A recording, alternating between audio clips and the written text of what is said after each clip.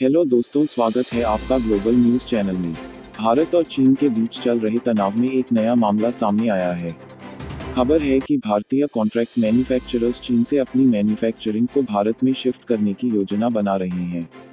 अगर ऐसा होता है तो इससे चीन को बड़ा झटका लग सकता है। भारतीय कॉन्ट्रैक्ट मैन्युफैक्चरर्स ने कहा कि देश में टेलीविजन, एसी, माइक्रोवेव ओवन, जूते, speaker, earphone, set top box और कपड़ों जैसे देसी उत्पाद बनाने के लिए ब्रांडों से मांग में वृद्धि हुई है। ऐसा इसलिए क्योंकि कंपनियों को मेड इन चाइना उत्पादों के खिलाफ ग्राहकों से आ रहे रिएक्शन से डर लगने लगा है। उम्मीद जताई जा रही है कि गैलवान संकट के कारण चीन के खिलाफ जवाबी कदम के रूप में सरकार आयात शुल्क में वृद्धि कर सकती है। डिक्सन, वीडियोटेक्स इंटरनेशनल, SSIPL जैसे थर्ड पार्टी मैन्युफैक्चरर्स ने कहा कि कंपनियां पहले से ही तैयार उत्पादों के आयात पर अपनी निर्भरता को कम करने के विकल्प तलाश रही थी। हालांकि हाल ही में सीमा मुद्दे पर सरकार और स्थानीय विरोध के मद्देनजर पिछले एक सप्ताह में इस दिशा में तेजी से प्रगति हुई है।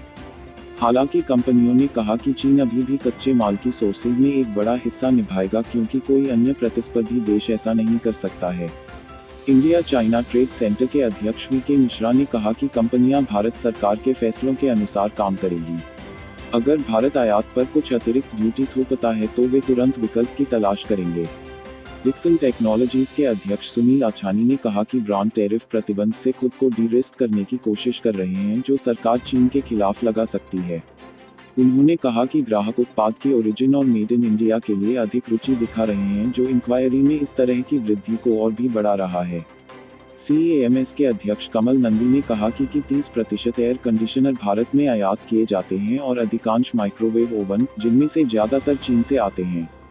उन्होंने कहा कि हमें उम्मीद है कि ये अगले साल तक बदल जाएंगे क्योंकि कई निर्माता भारत में अपनी क्षमताओं को मजबूत कर रहे हैं।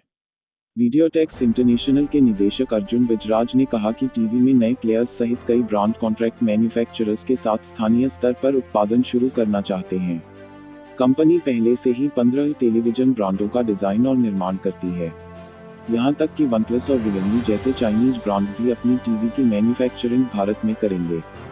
प्यूमा, ASICS, लोटो और पावर जैसे ब्रांडों के लिए निर्माण करने वाले SSIPL ग्रुप के प्रबंध निदेशक ऋषभ सोनी ने कहा कि कई ब्रांडों ने न सिर्फ भारत बल्कि आसियान राष्ट्रों में अपने चीन उत्पादन को स्थानांतरित करने के लिए बातचीत बढ़ाई है।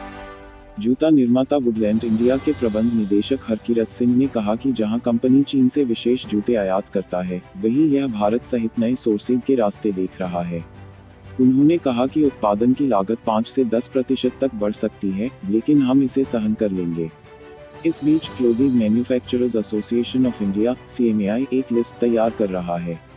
यह लिस्ट उन प्रोडक्ट्स की है जो वर्तमान में चीन से आयात होते हैं। उन उत्पादों की पहचान कर रहे हैं जिनकी मैन्युफैक्चरिंग को भारत शिफ्ट किया जा सकता है।